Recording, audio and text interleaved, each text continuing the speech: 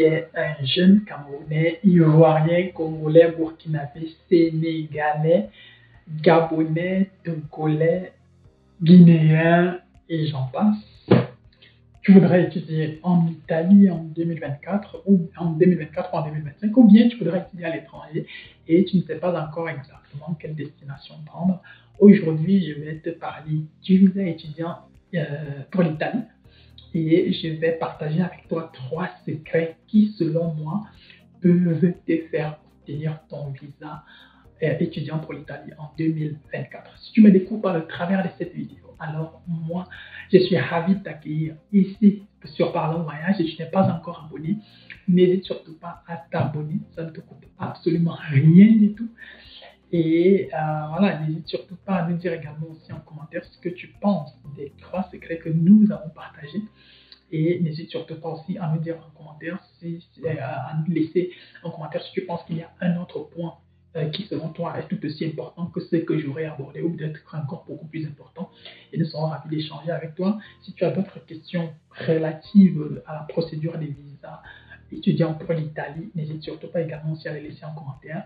Et du mieux que possible, nous essayerons de te répondre. Ou peut-être également, tu peux partager aussi un retour d'expérience par rapport à ta procédure avec toutes ces personnes-là qui vont regarder cette vidéo et qui sont intéressées par les procédures des visas étudiants pour l'Italie.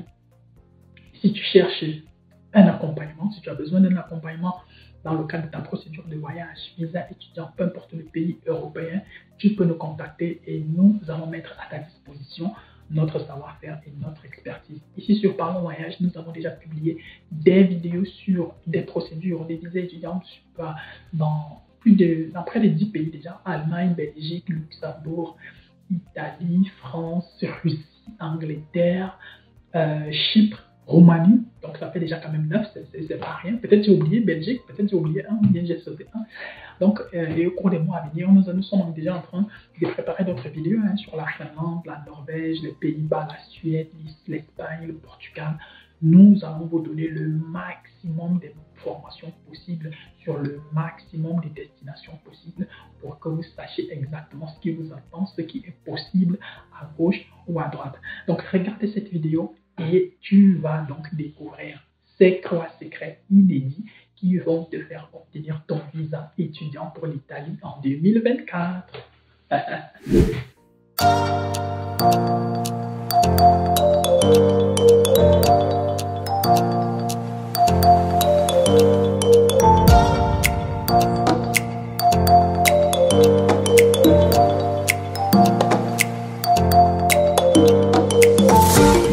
Quel que soit X, la pierre angulaire de toute procédure de visa étudiant, peu importe le pays, c'est l'argent. Tu dois être capable de prouver au service consulaire du pays où tu veux étudier que tu disposes des moyens financiers nécessaires et exigés pour pouvoir étudier dans ce pays-là. L'Italie n'en fera pas exception.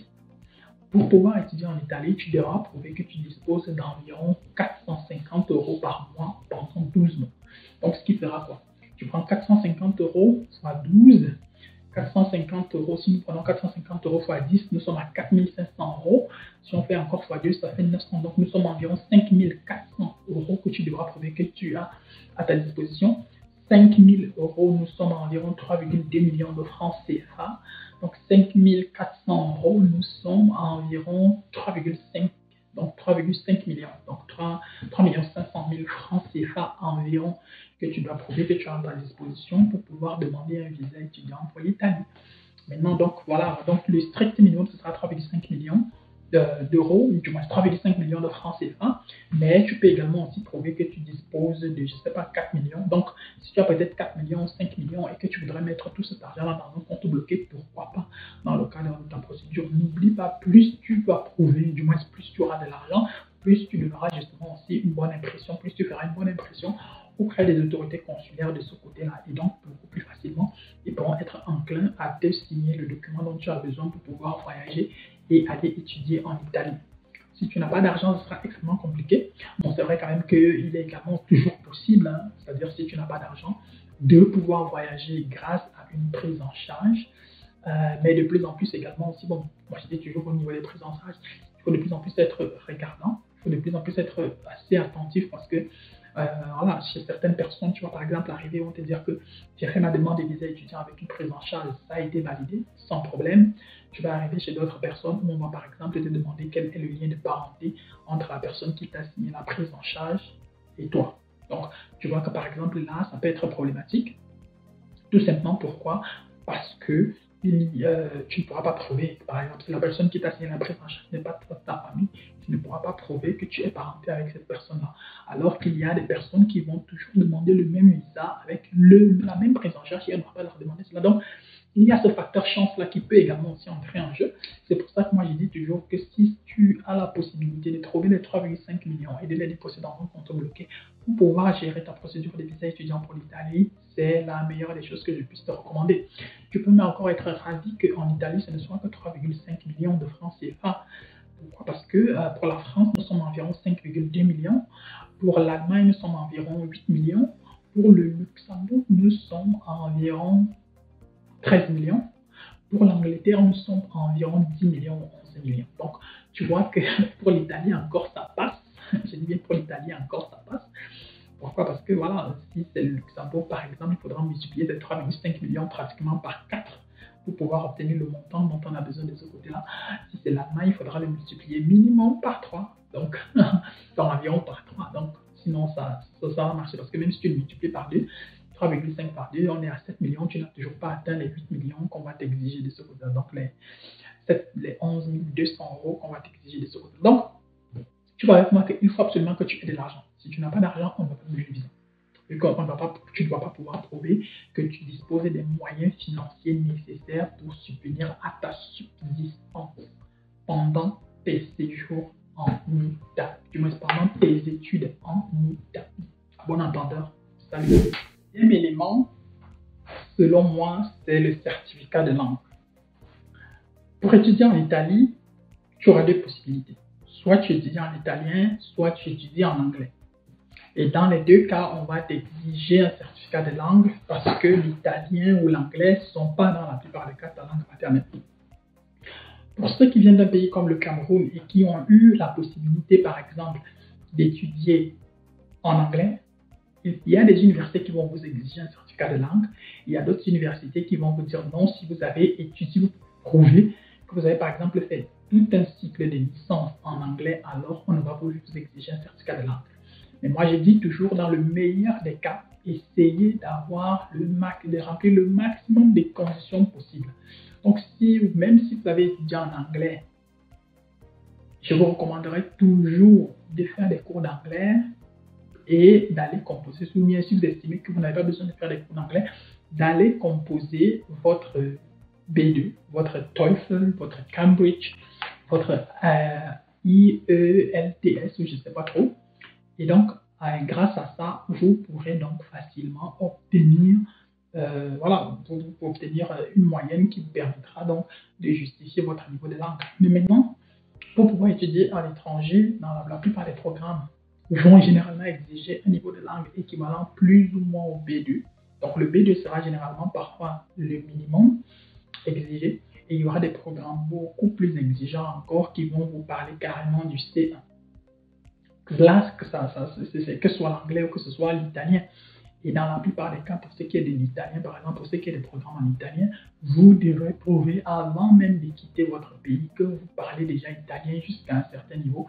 Et ce n'est qu'à partir de ce moment-là qu'on pourra véritablement vous donner la possibilité, du moins vous accorder le visa nécessaire pour pouvoir dire que vous, déjà avant même d'arriver à la procédure de visa, pour pouvoir déjà obtenir une admission auprès d'une université, parce que voilà, au niveau du programme que vous voulez étudier, il faudra prouver là-bas que vous parlez italien, parce que voilà, quand vous arrivez à l'université, dès le premier jour, on commence à parler italien, on commence à vous parler de tout un tas de choses. Si vous n'êtes pas capable de comprendre ce qui se dit, je ne sais pas ce que vous serez en train de faire là pour vous, mais pour votre confort personnel. Il sera important pour vous de pouvoir comprendre au moins le strict minimum. Il sera important pour vous de pouvoir au moins gérer les conversations. Parce que de toute façon, quand vous arrivez à l'université ici en Europe, vous allez devoir faire des présentations, vous allez devoir faire des travaux en groupe, vous allez devoir faire. Et si vous n'êtes pas capable de communiquer, ce sera extrêmement compliqué. Et là encore, je parle seulement du B1, mais dans la plupart des cas, on va vous exiger le niveau C1. On va vous exiger le niveau C1 que vous devez parfois avoir obtenu depuis votre pays. Et dans certains cas, on peut par exemple vous dire, OK, vous pouvez faire peut-être des cours de langue jusqu'au niveau B1 dans votre pays et arriver en Italie, par exemple, pour pouvoir les compléter. Mais quel que soit X, que ce soit l'anglais, que ce soit pour étudier en anglais ou pour étudier en italien, il est fort probable qu'on vous exige un certificat, de présenter un certificat de langue. Et c'est avec ce certificat de langue-là que vous pourrez obtenir une admission et par la suite également aussi obtenir un visa pour pouvoir aller étudier en Italie. Et donc, voilà. Et lors de votre demande de visa étudiant pour l'Italie, on va vous demander tout un tas de documents. Et parmi ces documents-là, il y aura par exemple l'extrait des casiers judiciaires, la preuve que vous avez un logement qui vous attend en Italie et également aussi une assurance maladie. Votre casier judiciaire, il doit être vierge. Donc, rien ne doit être là-dessus. Si jamais votre casier judiciaire n'est plus vierge, ça va forcément porter préjudice à votre procédure. Vous devez prouver que vous avez un logement et vous devez avoir une assurance maladie. Maintenant, le casier judiciaire, bon, dans la plupart des cas, il s'obtient dans un tribunal. Pour ceux qui viennent du Cameroun, du moins, moi je ne connais pas comment ça se passe dans les autres pays, mais pour ceux qui viennent du Cameroun, pour obtenir un extrait de casier judiciaire, tu dois te rendre au tribunal, ouais, je crois, au tribunal ou bien au palais de justice de ton département de naissance. Donc, si tu es né à Yaoundé, alors il faudra te rendre au palais de justice qui se trouve à Yaoundé, à côté de l'ancienne présidence, donc à côté de l'actuel musée national.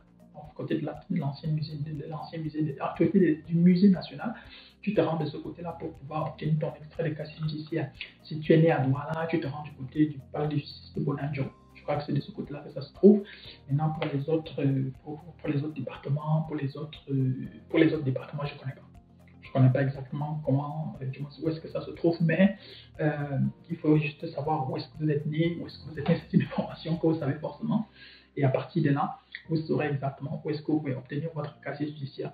Pour obtenir une preuve de logement, bon, voilà, il faudra soit avoir quelqu'un qui est installé en Italie, qui vous signe une attestation de logement, ou bien l'université qui vous accueille vous donne un contrat de bail, ou alors vous cherchez un contrat de bail dans le privé.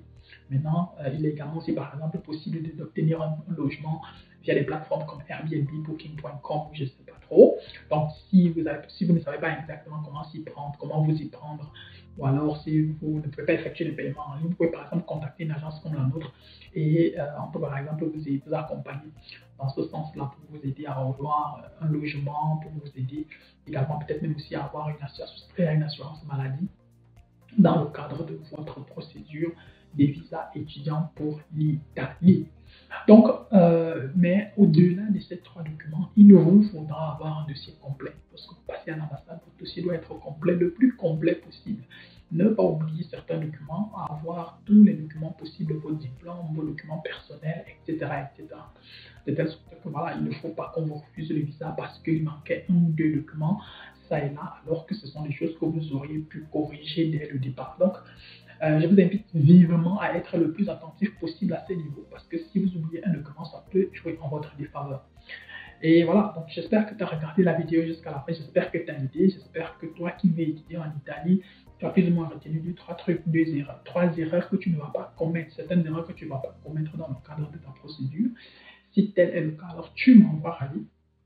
Et comme je disais, voilà, n'hésite pas à me dire en commentaire ce que tu penses de l'Italie, ce que tu penses des études en Italie, ce que tu penses du moins de l'Italie en comparaison avec les autres pays. Parce que voilà, beaucoup de personnes viennent par exemple en Allemagne parce que c'est beaucoup plus facile ici de trouver un travail, même un job étudiant. En France, il y a le français, donc beaucoup vont voir en France ou en Belgique parce qu'ils peuvent directement étudier en français et qu'il n'y a pas la barrière linguistique. Bref, toi, dis-nous en commentaire ce que tu penses de l'Italie, dis-nous en commentaire ce que tu penses des différents points que nous avons abordés dans cette vidéo. S'il y a d'autres points que tu aurais aimé voir dans cette vidéo, laisse-nous également aussi des commentaires, laisse-nous tes questions en commentaire et nous allons très certainement te répondre. Si tu as besoin d'accompagnement dans le cadre de ta procédure de visa étudiant pour l'Italie, n'hésite pas à me contacter et nous serons ravis de mettre à ta disposition notre expertise et notre savoir-faire. D'ici à notre prochaine vidéo, porte-toi bien des choses à toi. Ciao, ciao.